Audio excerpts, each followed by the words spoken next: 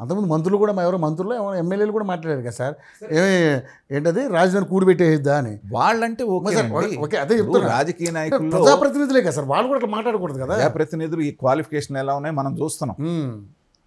వీళ్ళు ఐపీఎస్ రాజ్యాంగం మీద ప్రమాణం చేసి వచ్చినటువంటి వీళ్ళు చట్టాలు చేయాల్సినటువంటి వీళ్ళు, చట్టాలు చేస్తే అమలు చేయవలసినటువంటి వీళ్ళు, రాజకీయ నాయకులు ఏదన్నా తప్పు చేయబోతా ఉంటే ఇది తప్పు ఇది ఒప్పు అని చెప్పాల్సినటువంటి వీళ్ళు ఇంత మూర్ఖంగా సమర్థిస్తున్నారంటే ఇంకా వీళ్ళని మనం ఏమనాలి చెప్పండి. కాబట్టి ఆ కేసులో ఇంతమంది ఇన్వాల్వ్ అవటం ఐపీఎస్ ఆఫీసర్లు అనేటువంటిది రాష్ట్రానికి ఇప్పుడు అది జరిగిన తర్వాత నాకు అనిపిస్తుంది ఏంటంటే, పొరపాటున ఇంకొక 5 సంవత్సరాలు కనుక మళ్ళీ జగన్మోహన్ రెడ్డి గారి వచ్చుంటే ఇక రాష్ట్ర పరిస్థితి ఎలా ఉందనేది తలుచుకుంటే వెన్నులో నుంచి వణకొస్తాను. ఒకసారి ఇమాజిన్ చేసుకుంటేనే మనకు అంత భయం వేస్తాను. ఏంటంటే ఎవరి ఆస్తి మీద ఎవరికి హక్కు ఉండేది కాదు. ఇప్పటికే పుస్తకాల మీద ఆయన ఇది రాళ్ల మీద ఆయన బొమ్మలు, పుస్తకాల మీద ఫోటోలు వేసుకున్నారు. ఇక తర్వాత ఏం జరిగేది అంటే ఊహకు కూడా అందటం లేదు. సొంత ఇంటికి అద్దె కట్టుకునే పరిస్థితికి వచ్చింది. నేను ఎవరో చెప్తున్నారు, విజయవాడలో 9 బేకరీలు ఉన్నాయంట ఒక ఆయనకి. ఉంటే 9 బేకరీలు మాకు హ్యాండ్ ఓవర్ చేయమన్నారట.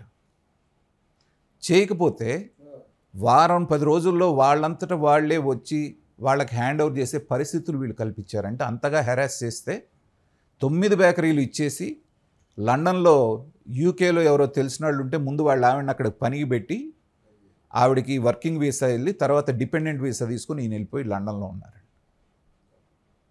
ఇలాంటివి కొన్ని వందల వేల ఇన్సిడెంట్స్ ఉన్నాయి.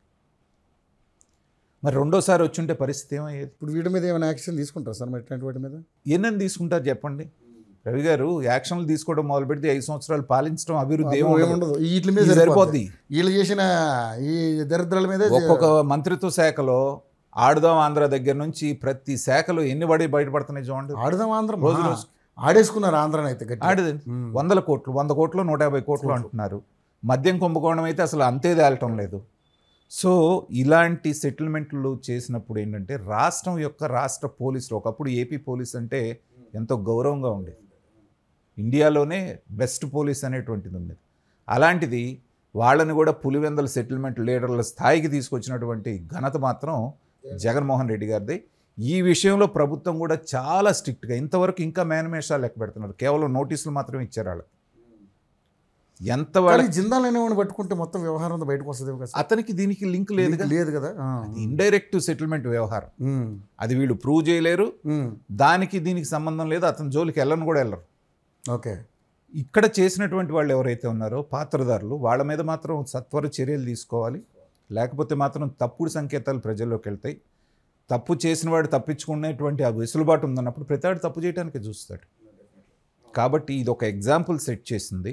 వాళ్ళు ఎంతటి వాళ్ళైనా సరే, అది సజ్జల రామకృష్ణారెడ్డి అయినా సరే, రాజేంద్రనాథ్ రెడ్డి అయినా సరే, మిగతా ఎవరైనా సరే సత్వర చర్యలు తీసుకుంటున్నాం అనేటువంటి ఇండికేషన్స్ ప్రజల్లో పంపించకపోతే, నేను చెప్తున్నాను మీ యోయో టీవీ ద్వారా, ప్రజలు చంద్రబాబు నాయుడు గారిని ఎన్నుకున్నటువంటిది వాళ్ళకి సంక్షేమ పథకాల కోసమే కాదు, ఇలాంటి వాళ్ళందరూ భరతం పట్టడానికి కూడా వాళ్ళు ఎన్నుకున్నారు. అభివృద్ధి 6 నెలలు లేట్ అయినా పర్వాలేదు కానీ వీళ్ళంతా చూడాలని ప్రజలు కోరుకుంటున్నారు.